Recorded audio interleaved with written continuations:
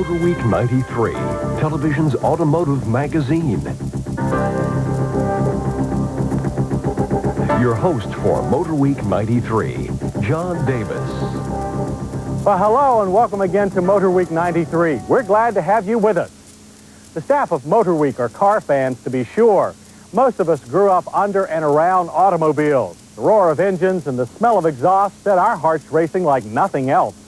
So you can imagine how we get when a car like this one arrives in the Motor Week garage.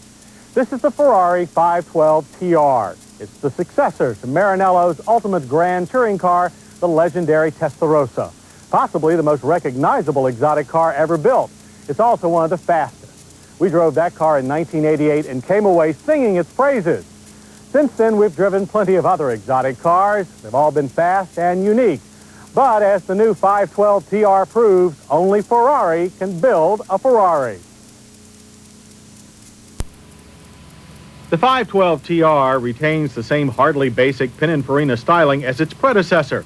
The look is still aggressive with that wide rear end and huge side fins, but it's smoother, less overstated now. The nose has been reshaped to resemble that of the 348. Larger driving lights have been added, and a new grille and bumpers, along with a more open wheel design, complete the makeover. The profile is shorter, with a more cab-forward look than the last Testarossa. But despite the slimmer styling, luggage space has increased.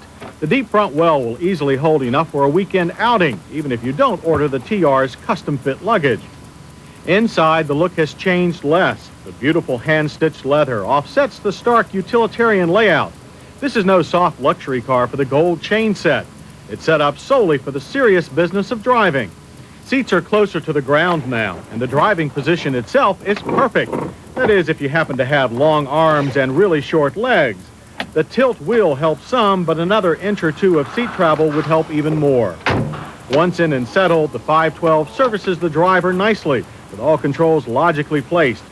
Gauges are what you expect. Oil pressure, water temperature, tach, and speedo are in front of the driver. Other less critical readouts are in their own center dash pod. Colors are naturally orange and black. Climate controls are still located between the seats. The combination of buttons and rotary knobs is well marked, and we found the climate control's odd LED indicators easier to see. While Ferraris do not come standard with stereos, ours had one, hidden from prying eyes behind a panel, but quite a stretch for the driver. Underneath the car, changes are more significant. The suspension is reworked using lighter components. The chassis is also stiffer. Everything rides on 18-inch Pirelli P0 tires, and the drivetrain is mounted about an inch lower than before, resulting in a lower center of gravity. The engine remains a 5-liter flat 12 with characteristic Testarossa red valve covers, but horsepower has jumped 10% to 421. Torque is increased only slightly to 360 pound-feet, but the power band has been widened considerably for improved drivability. Putter around the block at 30 miles per hour or blast up to 130. The 512 TR never complained. Shifter action was supposedly improved for the 512, but the unit in our test car demanded a firm, precise hand, much like every other Ferrari we've ever driven. If you can control your right foot, the EPA estimates fuel consumption at 11 city and 16 highway. Our willpower allowed us to average a surprising 13 miles per gallon. Give in to temptation, though, and the 3,715-pound TR will move you from 0 to 60 in a quick 5.2 seconds. A quarter mile flashes by in 13.3 seconds at 111 miles per hour. But impressive as these numbers may be, a Ferrari is not designed to be a dragster. What this car longs for is a curvy road, or better yet, a racetrack. So, never ones to pass up such an opportunity, we headed for one of our favorite stomping grounds, Pocono International Raceway. In the higher speed corners of Pocono's road course, the 512 showed its racing heritage and its good manners, like a true gentleman racer. Mild understeer makes the car easy to drive fast. Cornering is flat and true. Just point the car, nail it, and go. Dip into the throttle and you are immediately rewarded by a rush of power. Wind the engine past 4,000 RPM and a mechanical symphony surrounds you that no orchestra on earth can duplicate. Braking chores are handled by a huge vented disc at all four corners, but without the aid of ABS.